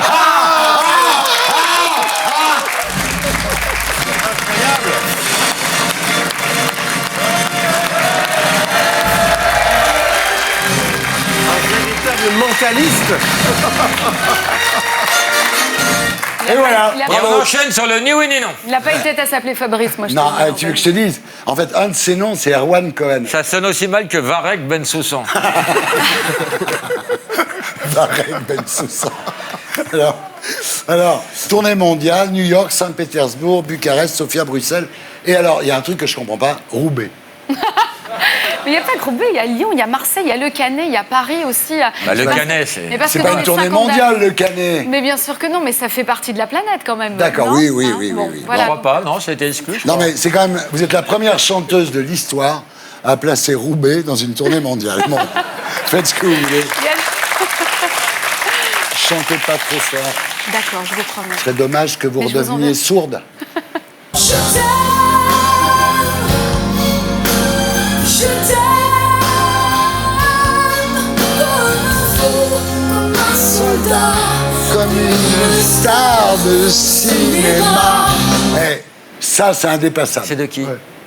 Bah, c'est d'elle. c'est Ah, d'elle. merde. Non, mais cette chanson-là, vous parliez pas à un sourd, là, vous parlez. Non, je ne parlais pas ainsi. D'accord. Comme disait la chanson, vous en avez dit des je t'aime. Mais pas mal. Vous êtes une amoureuse. Oui, c'est vrai. Mais il faut aimer. Il faut aimer. T'as peur de m'aimer? Non. Et Pépé, plus? Je peux répondre 2 minutes ou bien tu vas prendre comme ça le plancher entre les Je deux? voulais me débarrasser de cette vanne pourrie. tu connais avec plus con, moi non. Bon, non, vous avez eu pas mal d'histoires d'amour. Ah non, vous n'allez pas commencer avec Pas du ça. tout. Ah, Par rapport à Carla Bruni, donne-moi un. Ah bah non, fourchette. non, par rapport à Carla Bruni, on est à 1, 2, 3, 4, et maintenant le 5e, Gabriel Di Giorgio.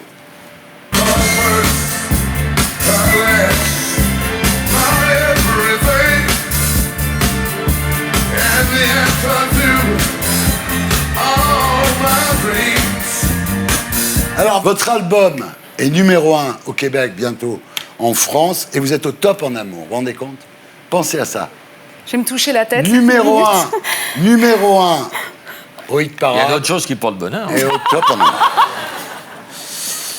Mais enfin bon, vous avez passé... Vous avez passé des sales moments quand même. Hein. Vous dites, je n'avais plus envie d'être là, les médias ont été très durs, j'étais devenu une caricature, l'objet à détruire, on ne parlait plus de mes chansons ni de ma musique, j'étais sur les genoux.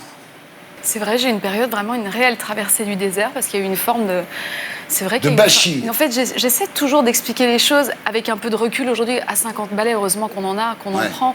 C'est pas tellement ce qui a été dit, c'est l'acharnement avec lequel ça a été dit, et c'est la traduction que les gens qui n'ont pas le temps d'aller chercher ce que vous êtes comme artiste ou ce que vous êtes comme individu, la traduction qu'ils font et le raccourci. Du coup, j'étais juste celle qui gueule. Alors quand on le dit une fois, on le dit deux fois, c'est rigolo. Le problème, c'est pas la critique, c'est quand elle est malveillante. Moi, la critique, j'ai aucun problème avec le fait qu'on n'aime pas une chanson, qu'on n'aime pas les thèmes que j'aborde, qu'on n'aime pas ma voix. Mais après, la traduire de cette façon-là, avec une telle méchanceté, j'ai eu un moment dans une émission terrible, un gars, carrément, il ouvre un bol de toilette, il ouvre des chiottes et il se met à vomir « je t'aime ». On est quand même en onde. Et c'était un caméo, c'était soi-disant une note d'humour. Je me souviens qu'à ce moment-là, j'étais... je sais pas, j'ai pas compris finalement pourquoi la méchanceté allait jusque-là et quel était le but réellement. Et vraiment, même le public, j'ai vraiment entendu une sorte de... Écoutez, moi j'ai une explication. C'est vrai. C'est du racisme social. Moi, j'ai une autre explication, Thierry. Ouais, c'est quoi? C'est que les chanteuses populaires ont toujours été du grain à moudre pour les humoristes. Oui, c'est vrai. Et que voilà, une vanne, deux vannes, trois vannes. Après, la marionnette des Guignols pendant des années. Après, c'est trop. Et les mecs, il fallait qu'ils fournissent tous les jours. On n'avait plus d'imagination et parfois pas de talent. Donc, donc trop, c'est trop. Alors, donc, vous étiez sur les genoux. Et c'est là que Gabriel est arrivé avec sa baguette magique. Braguette. Non, baguette. Relis ta fiche. Baguette, Laurent, baguette. Alors, il est magicien. Il est ingénieur magicien, il fabrique les tours, à la fois pour lui-même et pour les... Voilà. Et Lara Fabian a déclaré, son plus grand tour de magie, c'est qu'il aime sans trucage ni artifice. C'est vrai. C'est la vérité. Et alors, vous l'avez rencontré sur la comédie musicale Casanova. Lui était membre de la troupe. Vous étiez coach vocal. Et un soir, écoute bien ça, Jean-Paul, c'est incroyable. Ils vont tous les deux au bord de la mer. Ils regardent le ciel, ils sont côte à côte. Et ils voient en même temps 2 étoiles bouger. Je sens qu'on va pleurer, non? Ah, pas du tout.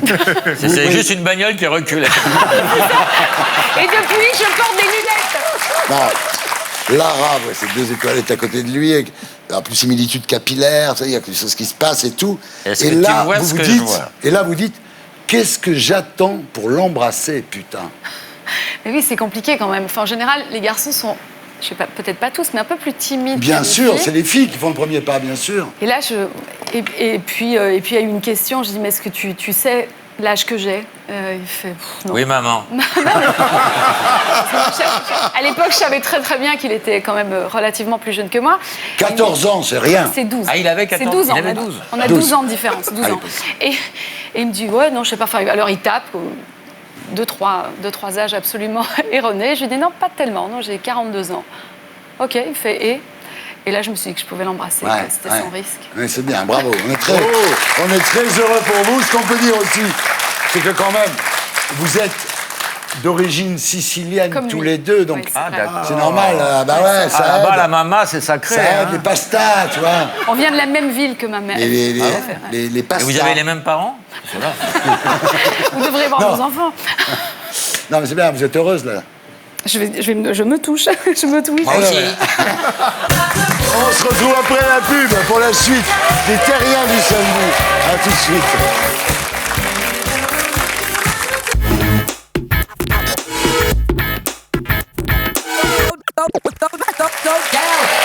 Bonsoir, les Terriens du samedi. Bienvenue dans l'émission qui vous aide à vous faire votre panthéon en compagnie de Jean-Paul Gaultier. Et Lara. Et Lara.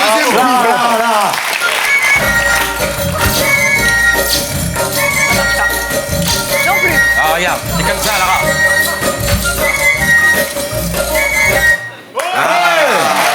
C'est pas gentil.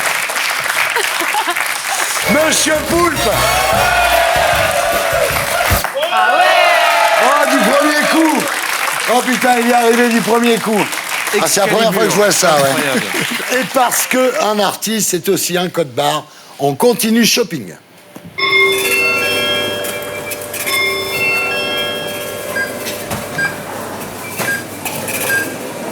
Alors, Monsieur Poulpe. Je suis là, je bouge pas. Mais je sais bien. Alors, vous Mais avez pourquoi évidemment... shopping? Je suis pas... Shopping, c'est vous vendez votre truc. Ok, d'accord. Les gens viennent vendre leur truc, c'est shopping. La Chacun vend promotion. sa merde et après on met le générique. Ça s'appelle de la télévision. Voilà, un truc qu'on l'a fait. Alors, Monsieur Poulpe, on vous a évidemment remarqué dans la météo du grand journal avec Alison Wheeler. Je veux dire, c'était très, très drôle. Dans les recettes pompettes sur YouTube. Alors, vous aviez un invité, vous essayez de faire réaliser une recette avant des tout, recettes hein. de Oui, cuisine en vous bourrant la gueule. Il y a eu un gros casting, hein. Il y a eu Marina Foïs, Juliette Binoche, et puis alors gros carton, donc 3 millions de vues avec Guillaume Canet par exemple, c'est énorme. Le tournage avait duré 6 heures. Mais il est drôle, hein, 6 Canet. heures de shot de vodka. Ouais. C'est plus une émission, c'est une cascade en fait.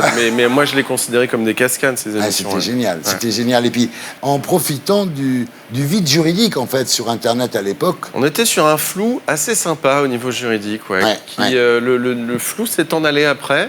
Ce qui fait que l'émission a dû s'arrêter. Ouais. Le CSA, finalement, s'est emparé du truc alors qu'ils n'avaient aucun droit de régenter le net. Et à ce moment-là, vous avez eu envie de leur répondre « Occupez-vous d'abord des vidéos de Daesh ».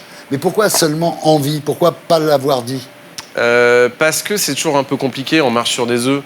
Mais finalement, là, je crois qu'on vient de le dire. Hein. On vient de le dire, et puis surtout, la prochaine fois, vous m'appelez, et moi, je le dirai. Ok. Là, vous m'avez impressionné, il y a eu les recettes pompettes, il y a aussi les Césars. Oui. Parce que ce que vous avez fait au César, honnêtement, fallait le faire. Magnéto, Serge. Chaque année au César, il y a ce que l'on appelle un moment gênant. Cette année, nous avons décidé de l'anticiper et de le créer nous-mêmes. Comme ça, ce sera fait.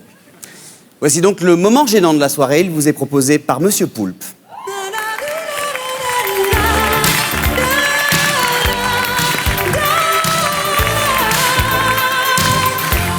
Bonsoir à tous. Bonsoir, quel public, ça me fait vraiment plaisir de vous voir ce soir. C'est la grande soirée du cinéma, il y a eu plein de morts cette année, et pourtant je vois pas de sièges vides. Vous les avez vite remplacés quand même, hein. C'est pas comme Neymar. Je sais pas. Je vois par exemple, il y a plein de monde, il y a Guillaume Canet ce soir. Guillaume, t'aimes bien l'équitation ou quoi? Je vois que t'es à cheval sur tes principes, hein. Et quand tu te rases avec ta tondeuse, tu changes de sabot ou quoi? Michel Azavi... Michel Aviz... Olivier Nakache... Alors... Ça va de reprendre le travail de Godard? Ça marche pas. Et Olivier, ça va tes plantes? Tu vas aller chercher chez Truffaut? Ça marche pas.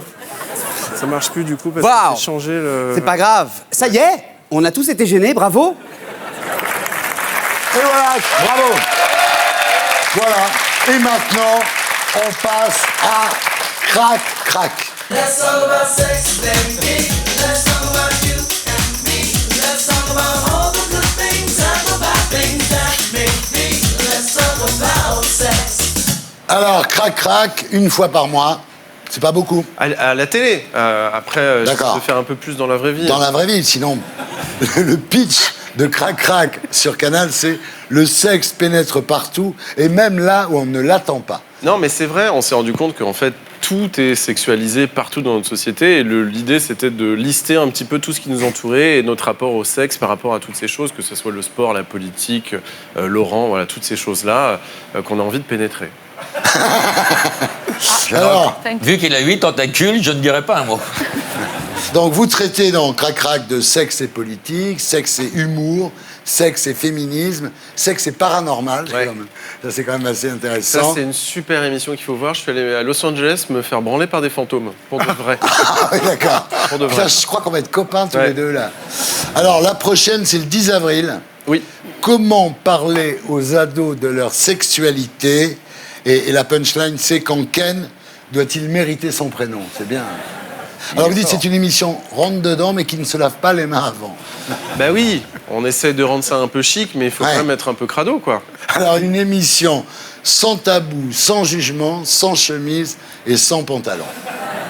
vraiment, vous avez le sens de la punchline. Hein. Ben, c'est pareil, c'était pour montrer que je voulais absolument mouiller la chemise dans cette émission et pas juste rester sur mon plateau et y aller aussi dans les Ah, vous allez, oui, on va voir. Oui, je me Alors, doute on bien. approche. Oui, je vois bien de quoi vous allez Alors, parler. non, on va arriver. Alors, il y a un décor avec beaucoup de velours, des lumières feutrées, une ambiance post-partouze un peu. Hein. Exactement.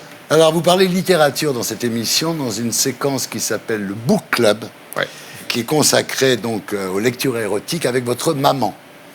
Votre maman et 2 copines. C'est ça. Il y a Tini et l'autre, elle s'appelle comment? Geneviève, voilà. Ben oui, mais je pensais qu'elles doivent nous regarder, elles doivent être tellement fières, là. Ah bah, elles peuvent. Hein. Tini, si tu nous regardes.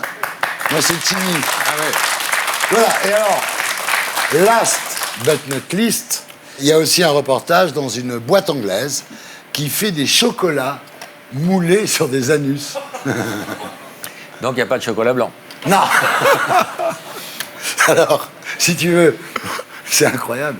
Et lui, là où il est génial, c'est qu'il paye de sa personne. Tu vois, c'est pas le mec qui Il apparaît. fourre les chocolats, lui. Ouais, il était allé en Angleterre. Il faut bien une matière première pour faire les chocolats. Et ce qui est hein. extraordinaire, c'est que donc il se fait mouler l'anus quand même, ce qui est assez extraordinaire. C'est une phrase que tu dis pas tous les jours. Et à ce moment-là, Qu'est-ce que t'as fait hier? Je fais mouler l'anus. À ce moment-là, il y a une star qui l'appelle. Et c'est là où je me suis dit quand même bravo, Magnéto, Serge. Il y a une entreprise en Angleterre qui fait des chocolats moulés sur des anus. Et ça, c'est quand même plutôt rigolo. C'est pas très classe. Mais Guillaume Apollinaire, il a quand même... Bon, écoutez, ça va. Moi, je suis producteur et vedette de l'émission, ok? Donc je fais c'est qu'est-ce que je veux. Et j'ai pas besoin de vous. Moi aussi, je peux être reporter. Donc je vais y aller à Londres. Moi, j'ai pas besoin de vous. Hello, you're the man behind the anus? I am. Welcome. Come on up. Qu'est-ce que tu penses du fait que l'anus est toujours tabou et sulfureux? So, I don't see it as a taboo. Alors si c'est pas tabou, est-ce que tu joues avec ton anus? No, but should you require me to play with yours, I'm very up for it. We can make a cast and take it from there. Avec plaisir. Ça me ferait vraiment plaisir de faire un moule de mon anus. Tiens, Élise Lucet, prends-en de la graine avec ton cache investigation.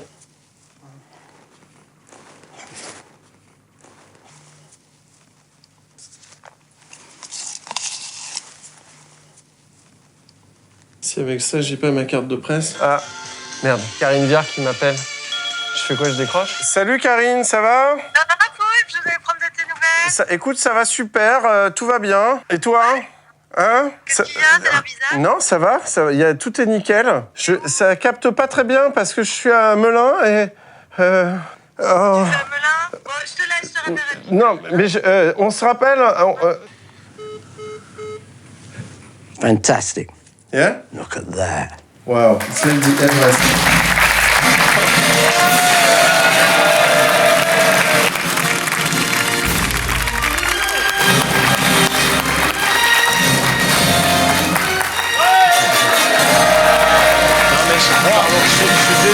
Je suis vraiment désolé. Enfin un journaliste qui va au fond des choses. Enfin un mec qui travaille, tu Je vois. m'en veux énormément parce que je voulais vous ramener des chocolats à goûter. Et il y a différents parfums.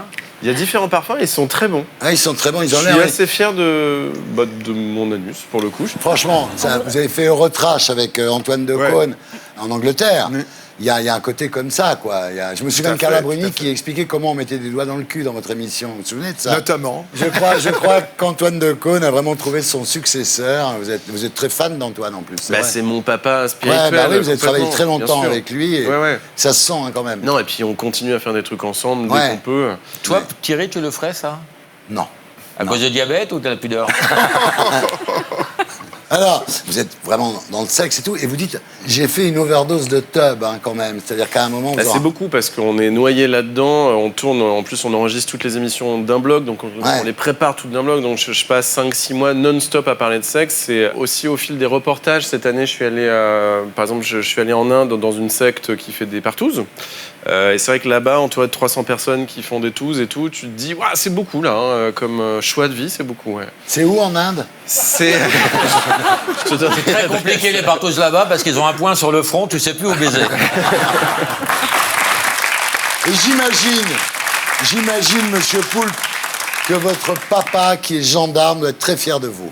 Ben, j'espère. Monsieur Poulpe animera la soirée de clôture du festival Cannes Série le 10 avril, donc je tiens à le préciser, à 20h sur Canal.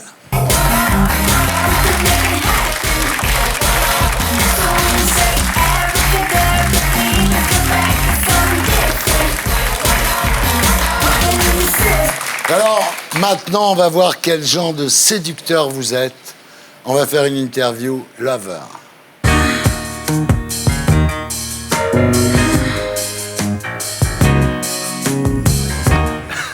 Ok. Ah oui. On commence facile. Est-ce que vous préférez draguer ou vous faire draguer? Est-ce que là, vous êtes en train de me draguer en ce moment? Un petit peu. Ouais, ok, bah je vous laisse faire et je me... D'accord. Ok. Ouais. Qu'est-ce que vous regardez en premier chez une fille? Je regarde les yeux parce que c'est le miroir de l'âme. Ah putain! La chanteuse? Super beau.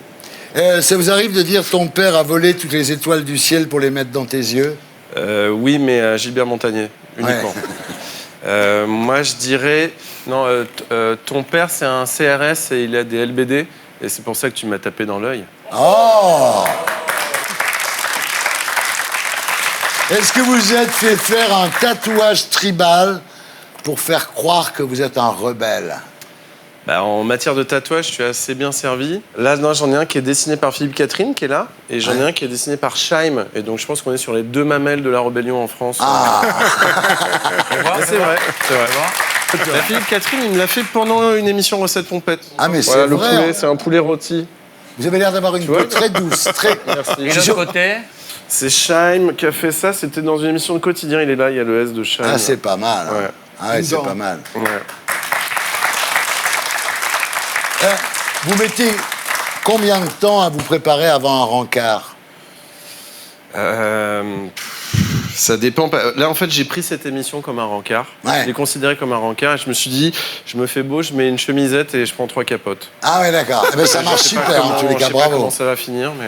Est-ce que vous mettez du gel dans vos cheveux? Non, j'ai les cheveux naturellement gras, donc il n'y a pas... Est-ce que vous passez un petit coup de tondeuse au maillot? En fait, une fois, pour faire une blague, j'ai voulu épiler mes poils et écrire poulpe en poil. Et ça a mis des heures. C'était hyper douloureux et tout. J'ai craqué, j'ai abandonné à la moitié et j'ai eu poux. En poil.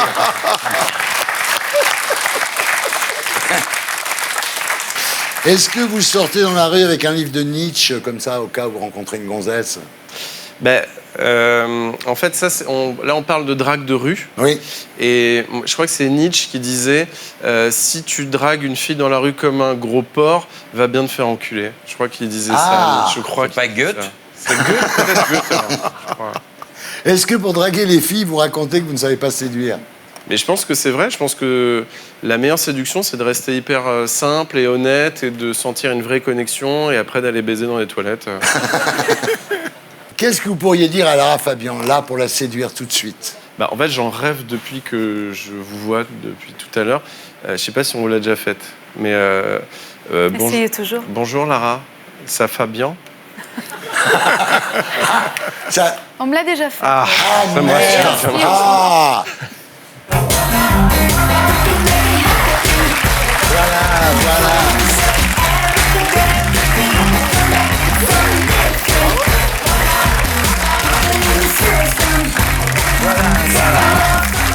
Et maintenant, c'est l'heure des infos de Visée.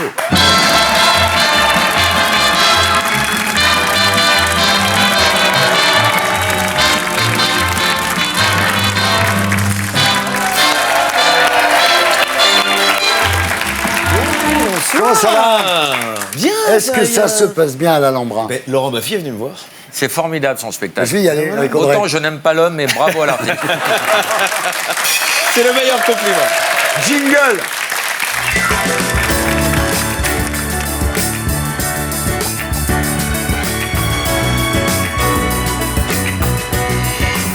Et on commence cette semaine par une information sympathique au Japon. Kane Tanaka, 116 ans, est la nouvelle doyenne de l'humanité. Malheureusement, elle est japonaise. Si elle avait été algérienne, elle aurait pu être candidate à la présidentielle.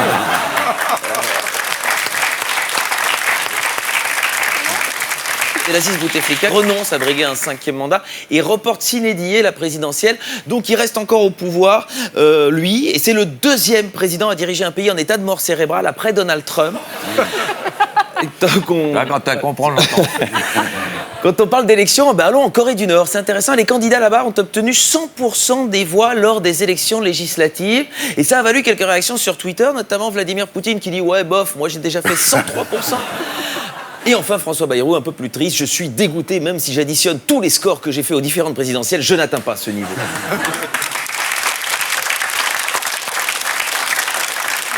Intéressant à noter, la participation, 99,99% de participation aux législatives en Corée du Nord. C'est super cet engouement comme ça pour la démocratie. En revanche, alors qu'il est 0,01% des Nord-Coréens sont portés disparus. Et une dernière élection plus surprenante, c'était aux États-Unis cette semaine. Une chèvre devient maire d'une ville. Et ça a enthousiasmé quelqu'un. C'était justement à Barcelone, on va le voir. Bonne nouvelle, Manuel Valls. Si jamais ça marche pas pour moi là-bas, j'ai toutes mes chances aux États-Unis. On peut aller donc en politique française. On monte un petit groupe. Le grand débat se termine et selon Sébastien Lecornu, organisateur de ce grand débat, Macron prépare des surprises. Ah oui, alors moi, je peux vous dire, je flippe un peu. Les surprises de Macron, la dernière fois qu'il nous a fait une surprise, c'était quand il nous a dit que l'écologie, c'était une priorité et qu'il a mis François de Rugy comme ministre. France encore, des ophtalmologues écrivent à Macron pour demander un moratoire sur les LBD 40, donc contre les flashballs. Ce sont les ophtalmologues qui se mobilisent. J'imagine que contre la politique taxatoire du gouvernement, on doit s'attendre à une implication des proctologues. Wow. Oui. On la voit arriver, mais elle est bonne. Mais oui. Il les voit arriver de loin, je dois aller vite. En tout cas, les ophtalmos ne sont pas contents et ils ont envoyé 7 lettres au président. Monsieur, voilà, bon, alors c'est... Ouais, il faut bien savoir, oui, c'est en 2 temps. Celle-là, celle-là, je sais que j'étais surpris. Autre sujet, Robert Bourgi, l'homme au costume de Fillon, privé de sa Légion d'honneur, c'est dégueulasse. C'est dégueulasse. Quand on voit ce qu'il a fait pour la France, c'est grâce à lui qu'on n'a pas François Fillon comme président. Ça mérite la Légion.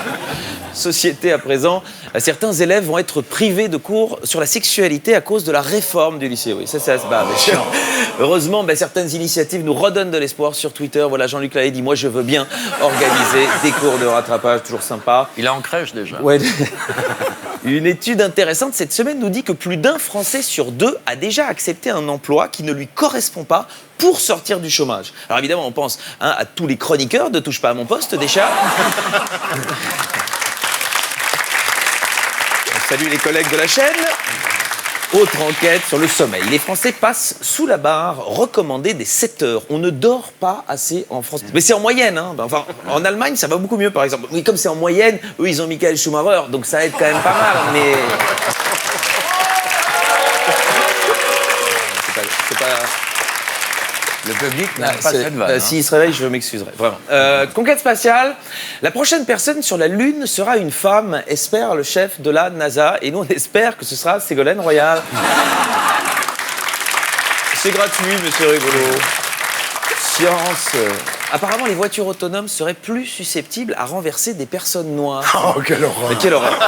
Quelle horreur. Robert Ménard aurait immédiatement commandé une centaine de prototypes pour essayer. À Poitiers. Je vous en avais parlé l'an dernier de cette statue qui m'avait intrigué. Cette belle sculpture sur le campus de Poitiers qui est un clitoris géant et qui a encore été volé. Alors j'espère évidemment qu'on va remettre la main dessus, mais bon, il n'y a plus qu'à espérer que ce ne soit pas un homme qui soit chargé de le localiser. Santé. À Marseille, le cannabis est enfin testé sur des malades de Parkinson. Bon, on va pas se mentir, le problème pour les malades de Parkinson, c'est pas tant de fumer le joint, c'est de le rouler.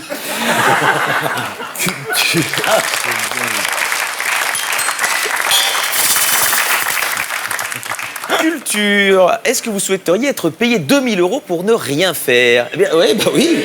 Et c'est 2 artistes suédois, c'est un happening, qui se lancent dans un projet consistant à payer quelqu'un 2000 € par mois toute sa vie pour qu'il ne fasse rien.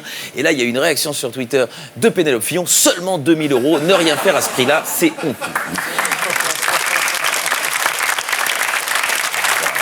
Par rapport à l'affaire Pénélope, bien sûr. Si tu comprends pas, tu me demandes. Allez, les brèves.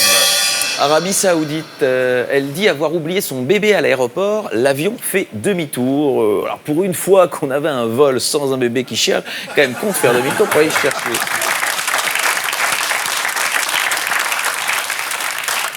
Bretagne, des poules prennent leur revanche et tuent un renard à coups de bec. Ça, c'est chouette. Ça. Je serais DSK, je me méfierais de la prochaine fois où j'organiserai une soirée avec Dodo la Saumure. Il va se faire bifler. Il va se faire bifler. Et la dernière, en Slovénie, elle se coupe la main pour escroquer ses assurances. Du coup, à se demander comment Jamel Debbouze a trouvé l'argent pour financer son comedy club.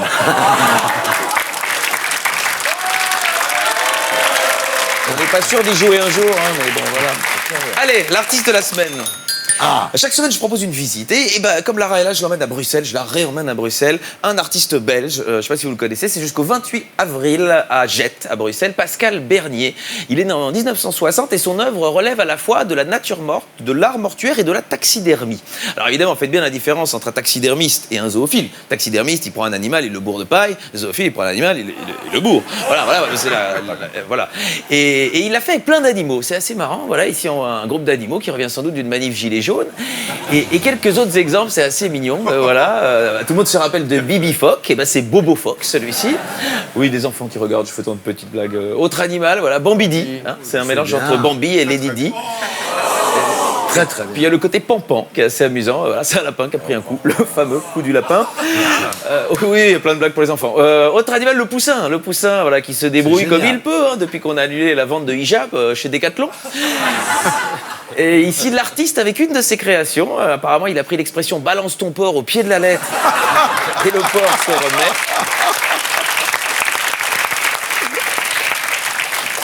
Et aussi peut-être le plus mignon, c'est le petit écureuil qui a découvert à son insu qu'une noisette, c'est beaucoup plus facile à réceptionner au pied d'un arbre qu'une noix de coco. Et plus surprenant, une œuvre qui pourrait s'intituler « Accident de travail » pour Rocco Siffredi. C'est cadeau, c'est pour Crac Crac, vous pouvez la ramener. Oui. Il n'y a pas que des animaux plâtrés.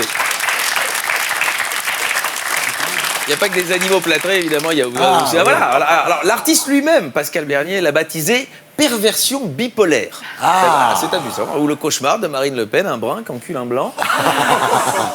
Alors, il n'y a pas que des animaux dans l'œuvre de Bernier, mais il y a une passion pour la mort qui suit toute son œuvre. Prenez ça. Il a la pêche pour 93 ans, Valéry Giscard d'Estaing. Très intéressante aussi cette œuvre parce qu'on découvre enfin ce qui se cache dans le cerveau du créateur de Dizigual.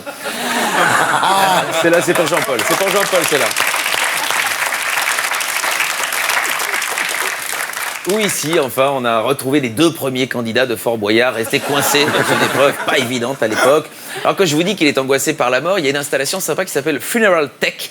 Dans chacune des petites sépultures repose un appareil mobile, un smartphone. Si on va de plus près, on regarde la dernière merveille d'Apple. Là, il tombe, une tombe connectée, sans doute qui calcule le nombre d'asticots, les cercueils voisins.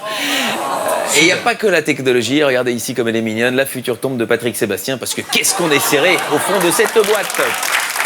Bravo. Terminons par un dessin de Pascal Bernier qui prouve que c'est un vrai artiste contemporain puisqu'il n'est pas contre l'idée d'enculer des mouches. Allez donc le voir à l'atelier 34-0 à Bruxelles. Bravo Miso, bravo. C'était Alex Vizorek. On retrouve ici la semaine prochaine. Aussi Alain Ambra, voilà. C'était les Terriens du samedi avec Marcel Ruffo, Jean-Paul Gaultier, Lara Fabian, Monsieur Poulpe et Laurent Baffy. Merci à tous ceux qui m'ont aidé à faire cette émission. À demain, 18h45 pour les Terriens du dimanche avec Éric Ciotti et Enrico Macias.